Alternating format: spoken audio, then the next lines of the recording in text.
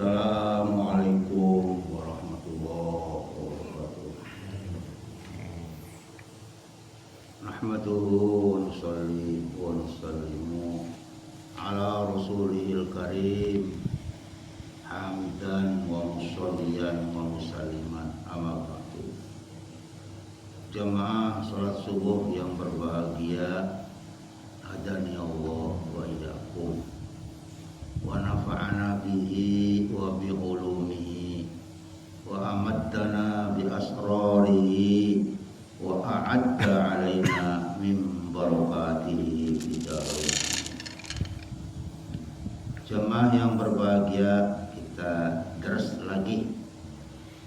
Pertama, mari kita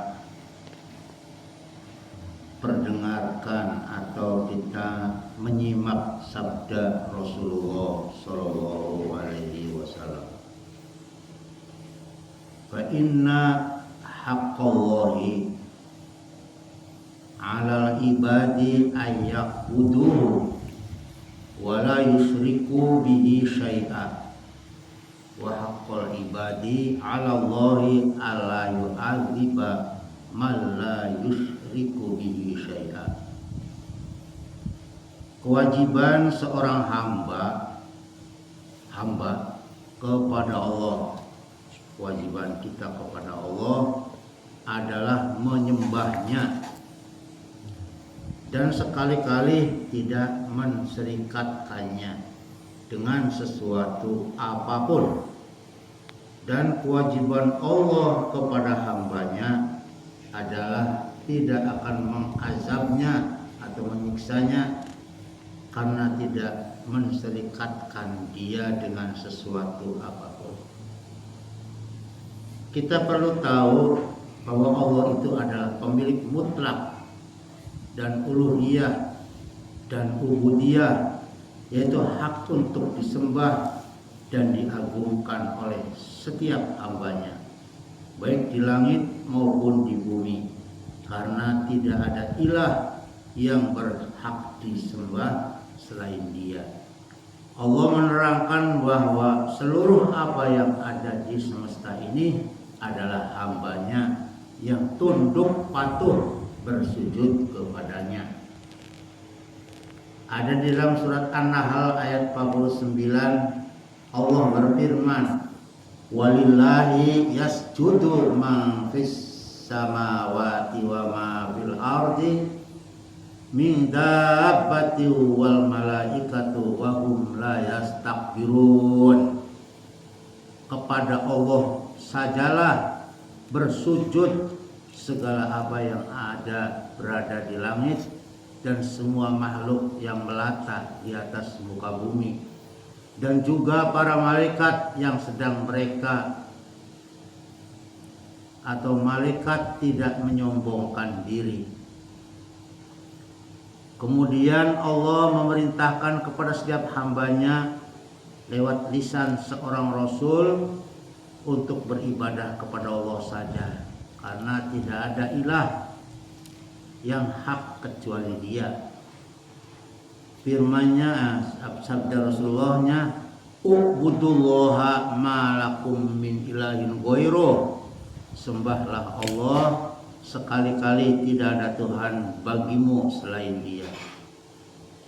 Macam-macam ibadah itu antara lain sholat, zakat, puasa, haji, berkurban, berdoa, beristi'anah, mohon pertolongan, beristi'adah, mohon perlindungan, istighosah, memanjatkan permohonan doa, istighosah, tawakal ala Allah, takut, harap, cemas, menunaikan nazar, semua karena Allah, dan juga mematuhi aturan-aturan Allah termasuk dalam halal dan haram. Macam-macam ibadah yang diperintahkan Allah kepada manusia bisa dilihat di dalam Al-Quran. Kemudian Allah menerangkan status hukum orang yang tidak mau beribadah kepadanya. Mereka adalah orang-orang kafir, sesat, yang telah disediakan azab yang pedih bagi mereka.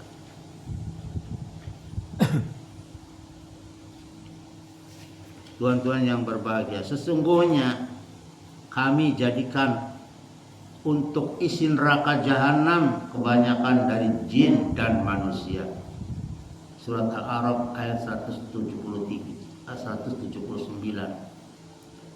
Mereka mempunyai hati tetapi tidak dipergunakannya untuk memahami ayat-ayat Allah.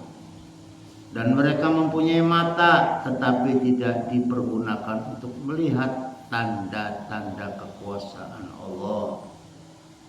Mereka mempunyai telinga tetapi tidak dipergunakannya untuk mendengar agar ayat-ayat Allah dipahami. Mereka itu sebagai binatang ternak, bahkan mereka lebih sesat lagi.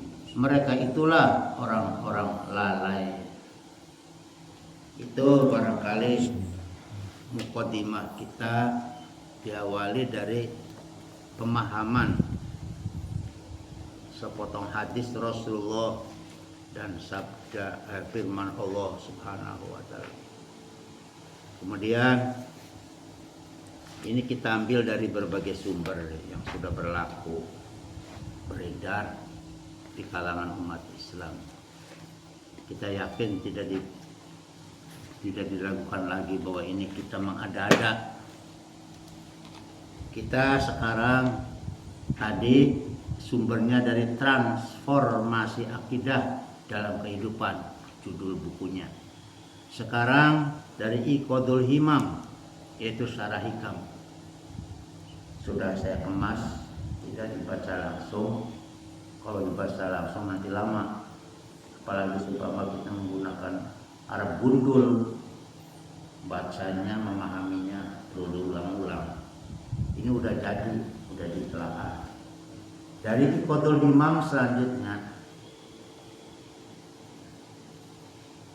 Al-Anwaru Matoyal Quluba wal Asrar. Al-Anwaru tawituron nur ilahiyah iku matoyal quluba wal asrori, tumpakanane piro-piro ati lan piro-piro sir. Diumpamakan seperti kendaraannya hati dan kendaraannya macam-macam sir yang dinaiki oleh hati untuk sampai keharibaan Allah Subhanahu wa taala. Nur itu jadi tumpakanane hati lan uga jadi tumpakanane sir. Nur ilahiyah kang tumeka ing ngarsane Gusti Allah Subhanahu wa taala. Apabila telah masuk ke dalam hati orang yang mau belajar, yang datang dari ngarsane Gusti Allah taala, kebanyakan bisa dihasilkan sebab melalui zikir lan jadi dari riyadhah, jadi latihan-latihan yang lain ikut jadi kendaraan tumpakanane hati lan tumpakanane sir yang bisa mengantarkan sampai kepada tujuan yang dituju, maksudnya sampai datang ke hadirat Allah Subhanahu wa taala, sampai menjadi dekat taqarrub kepada Allah Subhanahu wa taala. Untuk mendapatkan nur itu antara lain dengan zikir, dengan riyadhah, dengan puasa, dengan mengamati seluruh kejadian Allah Subhanahu wa taala, dengan tafakkur dan sebagainya, dengan mujahadatun nafsi, menaklukkan hawa nafsu. Catatan kita sebut al-warid, wirid yang diterima disampaikan oleh Allah. Al-waridu itu adalah perkara yang dianugerahkan oleh Allah kepada hambanya berupa ilmu laduni, bentuknya seperti nur, dituangkan oleh Allah kepada seorang hamba yang dipilih oleh Allah menjadi bentuk nur atau ilmu laduni, kaweruh saking Allah Subhanahu wa taala. Lalu Allah mengilhamkan, Allah menuangkan yang menjadi sebab jembarnya dada. Orang itu tiba-tiba hatinya tuh jembar dadane, insyirah lan padang ma'rifate, lalu bisa menjadi jelas mengetahui dengan nur itu perkara hak. Hak itu hak dan perkara batil itu batil. Lalu dengan anugerah itu dia menjadi tekad, perkara batil jadi batil, kalau hak tadinya ragu-ragu atau tidak tahu. Terkadang dengan cara Allah menampakkan sesuatu yang luar biasa di luar jangkauan orang biasa. Mungkin kata lain, kata orang Jawa itu kayak ketiban puluh, mendapatkan anugerah. Sehingga orang itu selanjutnya akan membebaskan diri, melepaskan diri dari belenggu perbudakan hawa nafsu yang mengikat dirinya selama ini. Diberinya terobosan keluar dari penjara perasaan mereka yang mengikat dirinya, bisa melihat menerawang jauh. Ego yang selama ini membelenggu pada dirinya membuat diri menjadi sadar sesadar-sadarnya. An-nuru jundun lil qulub wa jundul kama wa jundun lil qulub kama anna dzulmata jundun lin nafsi. Nur itu, nur ilahiyah itu bisa dijadikan pasukannya hati, tentaranya hati. Sebagaimana kama anna dzulmata kaya yenta tetap apa satuhune gelap iku jundun nafsi, sebagaimana beradanya gelap menjadi pasukan di pihak nafsu. Jadi sementara ini hawa nafsu dengan kolbu berkecamuk, saling menyerang, saling menggempur, berperang antara gelap dan cahaya, hati dan nafsu. Nafsu syahwat, kepentingan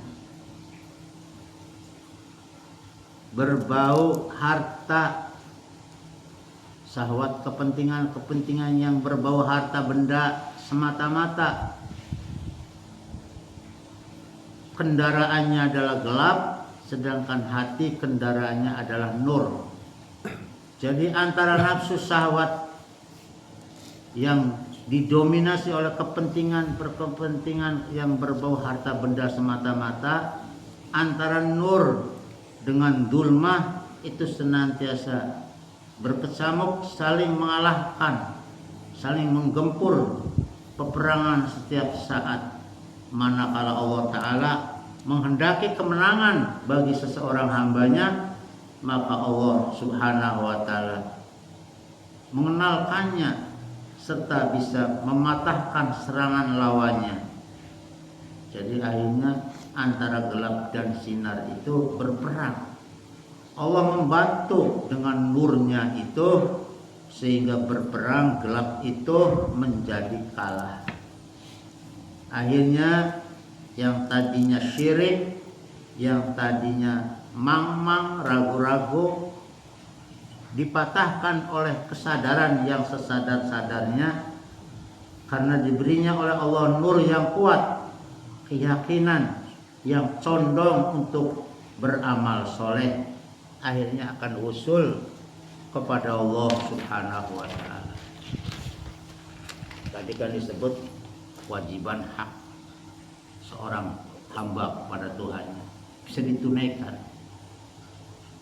An-nuru lahul kasbu wal basirah laha al-hukmu wal qalbu lahu al-iqbal wal idbar. Nur itu, bagi nur itu utawi membuka barang kang samar. An-nuru utawi nur lahu iku kadwe nur al-kasbu utawi membuka barang kang samar. Sehingga dengan diberinya nur, penglihatan wawasan menjadi tajam. Wal basiratu utawi mata hati, laha kedua mata hati iku al hukmu utawi hukum. Wal qalbu sedangkan utawi hati lahu iku kadua hati al iqbalu wal idbaru utawi madhep lan mungkur.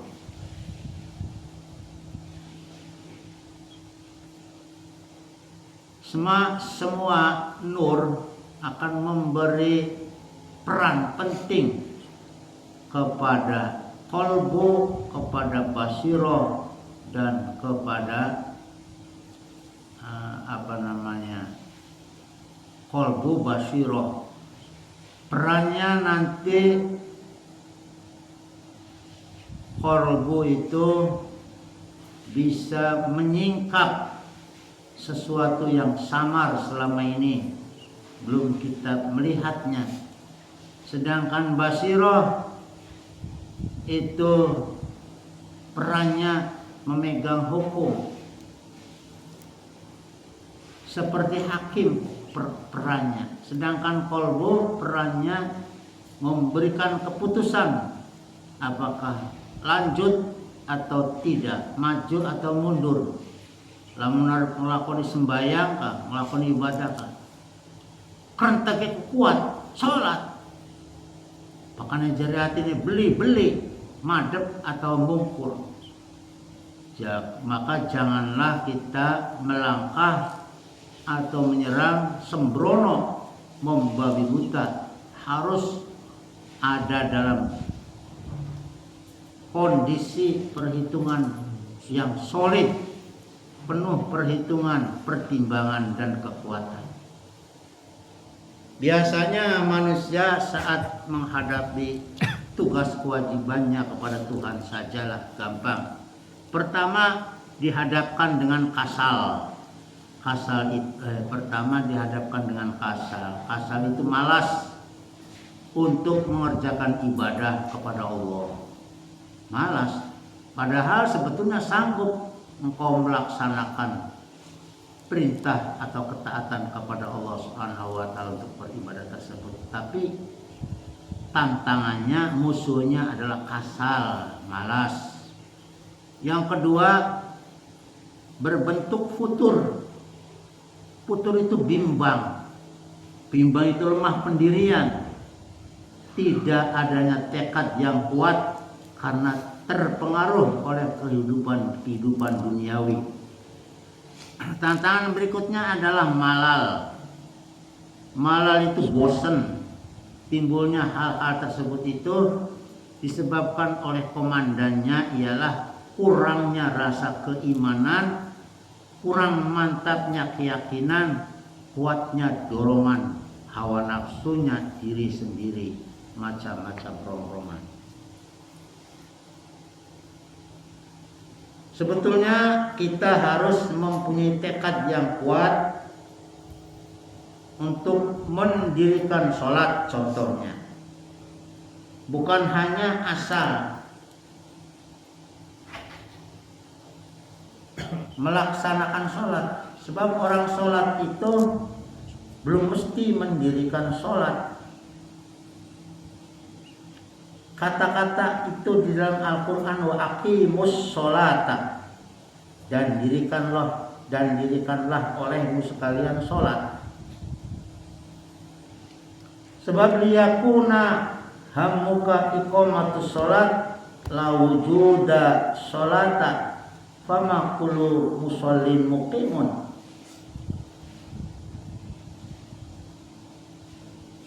Sholat yang dimaksud itu banyak orang yang sudah sholat tapi belum bisa mendirikan sholat.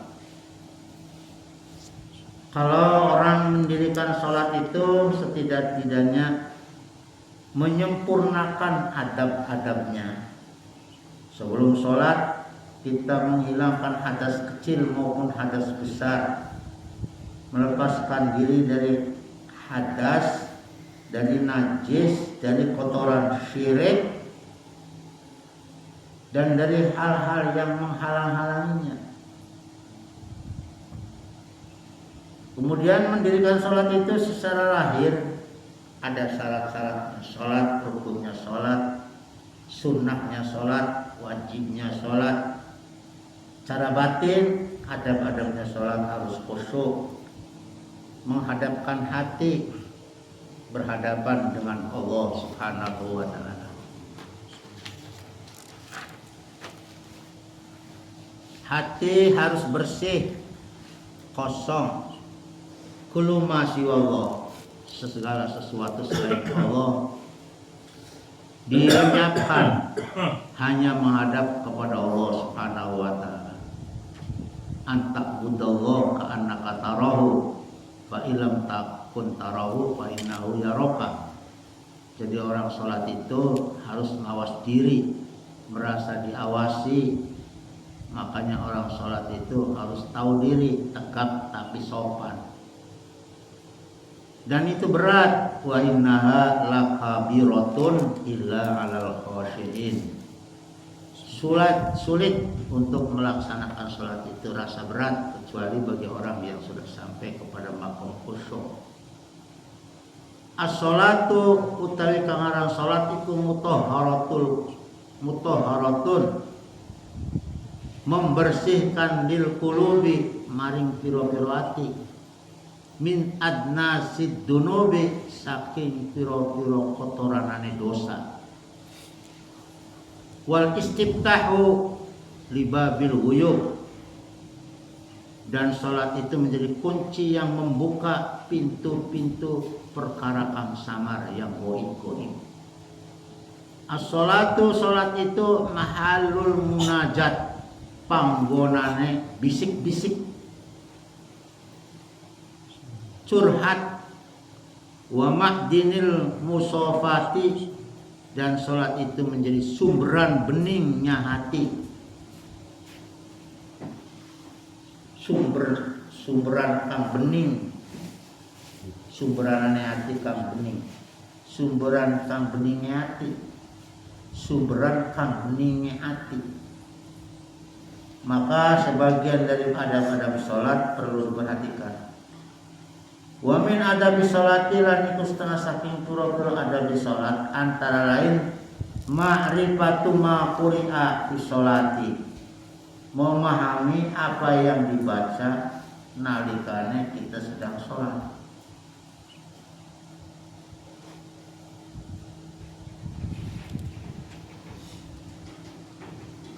Kemudian la sholata dubur ahli bid'ah, tata keramane sholat berikutnya jangan kita bermaklum kepada seorang ahli bid'ah.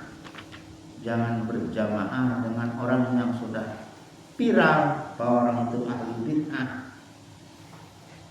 Walau kana kiai, walau kana mursyid thariqat, sekalipun ulama besar, kalau sudah terkenal itu ahli bid'ah, sebaiknya kita muparoko.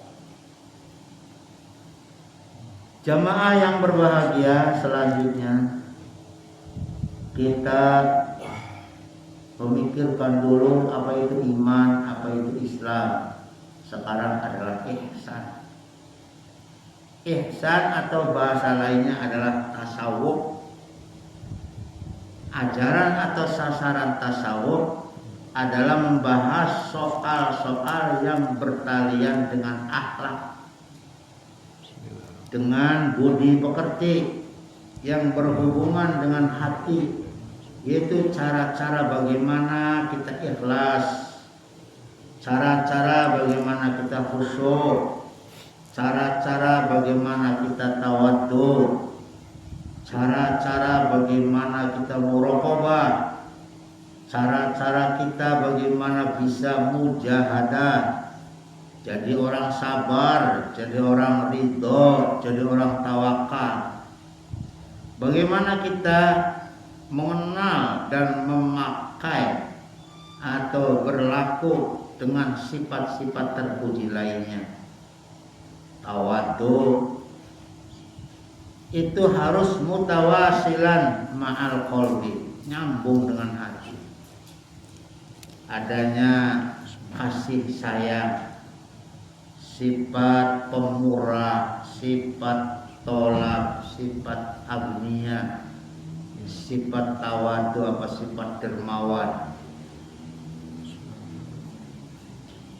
Akhlak itu baik akhlak ijtimaiyah maupun akhlak imaniyah, yaitu kita berhablum minallah wa hablum minan nas. Akhlak ijtimaiyah itu akhlak perkumpulan, akhlak bermasyarakat. Kita bergumul dengan keluarga, anak, istri, menantu, putu, tamu, orang tua, mertua, sedulur, paman, bibi, mamang, uwa, pak de, pak le, dan seterusnya. Itu namanya akhlak ijtimaiyah. Ada lagi akhlak imaniyah, akhlak yang berkaitan dengan iman. Macam-macam akhlak. Sebab manusia itu hidup bergumul dengan sesama manusia. Kadang-kadang itu lebih menyulitkan tinimbang akhlak kita, akhlak imaniyah. Hanya beribadah, ibadah rutinitas, enak hubungannya dengan Allah. Tapi berakhlak dengan ijtimaiyah itu beda lagi gayanya. Ibarat kita nyupir ya awak itu kita yang nyupiri, harus bisa oper gigi. Bagaimana akhlak kita kumpul dengan mertua, mertua laki-laki, mertua perempuan, dengan bok tua, kakek tua, dengan adik, dengan ponakan, dengan anak, dengan menantu, dengan cucu, paman, bibi, dan seterusnya, tetangga, tamu, guru, murid, kawan, teman kerja. Bagaimana akhlaknya? Akhlak imaniyah yang kaitannya dengan rukun iman. Jamaah yang berbahagia jamaah salat subuh hadani Allah wa iyyakum. Qolal Jalajili telah berkata ulama yang namanya Jalajil. Qolal ulama at-tauhidu tawi tauhid iku mujibun, diwajibkan dan wajibakan. Yujibul imanu, mewajibkan tauhid itu diwajibkan oleh iman. Faman la imana lahu fala tauhida lahu, maka barang siapa yang tidak punya iman berarti sekaligus orang itu tidak tauhid, tidak punya tauhid. Bahwa tauhid itu diwajibkan, diharuskan oleh iman. Maka barang siapa yang tidak beriman, maka dia berarti belum bisa dikatakan sebagai bertauhid. Wal imanu mujibun, iman itu diwajibkan. Yujibus syariah, iman itu diwajibkan oleh syariat. Faman la syari'ata lahu fala imana lahu wala tauhida lahu. Jadi barang siapa yang tidak punya syariat, orang itu berarti belum beriman dan juga belum bertauhid. Belum beriman dan juga belum bertauhid. Wa syari'atu utawi syariat iku mujibatun, dan wajibakan apa syariat? Tujibu, mewajibakan apa syariat? Tujibu, mewajibakan apa syariat? Apa sih wajibakan? Al adabu, adab, akhlak. Jadi faman la adaba, maka wong kang orang duweni adab lahu kadhe wong iku ya fala syariata, berarti orang itu belum berpegang syariat, walal imana dan juga dikatakan belum beriman, wala tauhida lahu dan orang itu belum bertauhid. Syariat itu wajib, diwajibkan adab atau akhlak ihsan itu diwajibkan. Siapa yang mewajibkan akhlak adalah syariat. Jadi barang siapa yang tidak beradab, tidak ihsan, tidak mengamalkan adab, maka mereka masih belum bersyariat. Kalau orang tidak beradab berarti belum bersyariat dan belum beriman dan tidak bertauhid. Tauhidnya, imannya, syariatnya tertolak. Jadi maaf, barangkali banyak orang beragama tapi belum bertuhan. Banyak orang yang bertuhan tapi belum beradab. Banyak orang yang beradab tapi adabnya tidak uswatul hasanah kepada Nabi Muhammad SAW. Maka orang itu belum tahu diri. Maka kalau dirunut, adab itu, akhlak itu lebih dulu, lebih diutamakan daripada ilmu. Mulane jare bahasa wong Jawa, ngunduh uweng pekerti. Inti daripada ilmu itu adalah adab. Ngunduh uweng pekerti. Ada anak seperti Malin Kundang sudah berhasil, tidak mengakui ibunya, gagal total. Gagal total akhirnya disupadani dari waktu. Itu melupakan adab.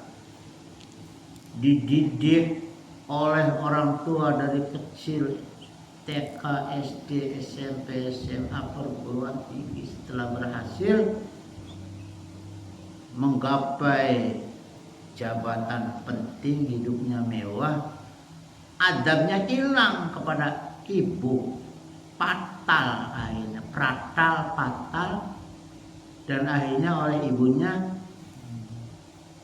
beli beda pira karo watu, akhirnya menjadi patung.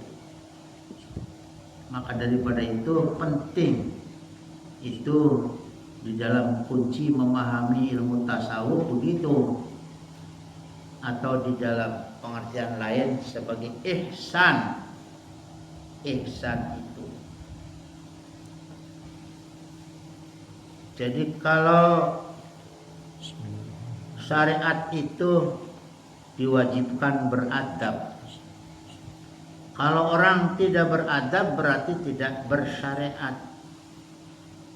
Kalau tidak bersyariat berarti belum beriman, belum Islam, belum tauhid, hilang kabeh peratah. Maka di sini penting sapintere wong, sapira pintere wong ngukir langit jareng basane.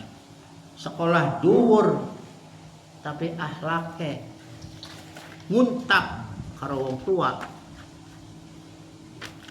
Nguntap karo apa istilah kacang lupa dengan kulitnya.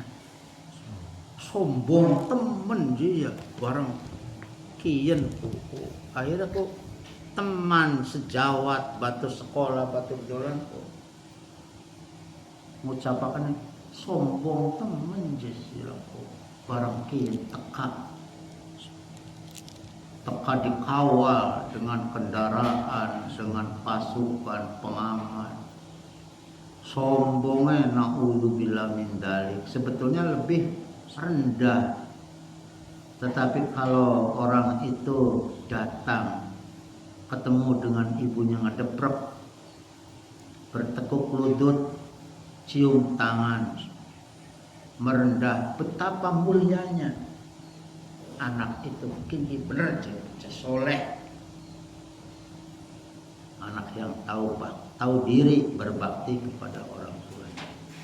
Begitu juga kehidupan akhlak kita itu di tengah keluarga, di tengah masyarakat, dan di tengah-tengah kehidupan manusia pada umumnya dibutuhkan sekali namanya akhlak atau sifat seperti yang dimiliki oleh Kanjeng Nabi Muhammad. Lau kunta faddon ghalidul qalbi lam faddu min haulik. Kalau sekiranya Muhammad itu ghalidul qalbi, keras atine, lam faddu min haulik, maka siapapun yang ada di sekitarnya akan lari tunggang langgang, terbirit-birit, tidak mau merapat dekat kepada Rasulullah SAW. Tapi bagaimana seorang Rasul, seorang diri hidup di tengah-tengah masyarakat yang waktu itu masih disebut zaman jahiliyah. Orang-orang yang di sekitarnya seperti dikenakan magnet pada mendekat.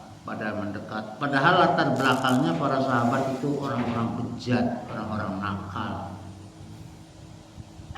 Sebagai contohnya sahabat Umar, itu dulunya mau membunuh Nabi. Kebanyakan para sahabat itu latar belakangnya bukan orang benar, tapi dengan sifatnya Nabi Muhammad semua mendekat merapat jadi sahabat, jadi pejuang yang mendampingi kepada Nabi Muhammad SAW. Sampai-sampai akhirnya dalam riwayat itu yang namanya sahabat Umar itu melihat sedih setelah masuk ke kamar Rasulullah. Lalu ditanya, "Ya Umar, kenapa kamu menangis?" Jawabnya Umar, "Saya tidak tega melihat kehidupan kau. Padahal kunci-kunci kesuksesan timur dan barat sudah dipegang. Dan kau juga sebagai pilihan utusan Allah. Tapi tidur tidak ada bekas alas tidurnya. Tidak melihat kasur empuk. Di belakang Rasulullah mencelap bekas tidur dari tikar yang dianyam dari daun kurma. Laka bantal, laka jendela, laka perabotan rumah yang layak. Begitu. Akhirnya Rasulullah mengatakan, "Saya ini Umar, manusia biasa. Saya ini seorang hamba. Gak apa-apa saya hidup seperti ini. Saya ini di dunia itu seperti pengembara. Sudah kecapean, kelalaian, berhenti di bawah pohon, lalu istirahat, tertidur sejenak, bangun lagi, berangkat lagi. Hidup ini hanya mengembara. Jadi saya tidak memilih kehidupan seperti itu yang sebentar lagi mau ditinggal.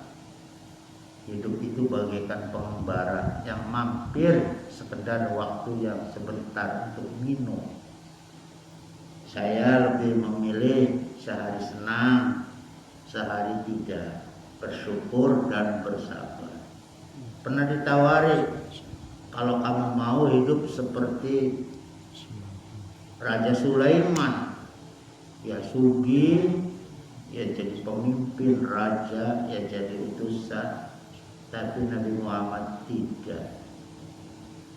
Dan ternyata di belakang hari sepeninggal Rasulullah, para sahabat, para tabi'in ribut pada jeblugan satu dengan yang lain, yaitu rebutan dunia, rebutan pangkat.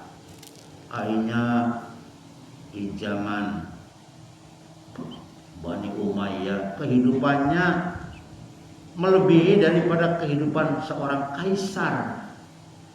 Tidak seperti contoh Nabi, maka akhirnya terjadi benturan jeblugan satu dengan yang lain, iri soal kebiaran dunia. Itulah kunci kenapa kita pagi hari ini meneladani laqad kana lakum fi rasulillahi uswatun hasanah man tawaddu'a lillahi rafa'ahu Allah taala. Sing sapane wong tawadhu para Gusti Allah akan diangkat tinggi derajatnya oleh Allah Subhanahu wa taala. Santun, Nabi Muhammad itu sabar, Nabi Muhammad itu jujur, Nabi Muhammad itu amanah, santun, lembut, penyayang. Itu yang sekarang sudah hilang. Semakin tinggi ilmunya, semakin galak, semakin sobut. Nah, ini barangkali yang perlu diwaspadai. Ma lakum tatakabbarun awwalukum nutfah wa akhirukum jiffah. Apa yang membuat kamu sobut, sombong, kumalungkung? Awwalukum nutfah. Kamu sadar awal kamu adalah nutfah, setetes air yang hina. Wa akhirukum jiffah, dan ujungnya kamu bangkai, bagikan bangkai, dia dusi, digotong, dipendem, dietek-etek. Jadi tidak perlu kita menyombongkan diri, takabur, sobut, kumalungkung. Malakum tatakabbaruna awwalukum nutfah wa akhirukum jiffah. Kok katikan sobut kayak konon sirap, awalnya setetes air yang hina dan ujungnya adalah bangkai. Maka perlu santun, perlu kasih sayang, perlu hormat, saling menghargai dengan sesama yang lain, terutama orang yang dianggap tua, yaitu orang tuanya sendiri, ibunya sendiri. Ya kan kita sering dengar kisahnya Malin Kundang,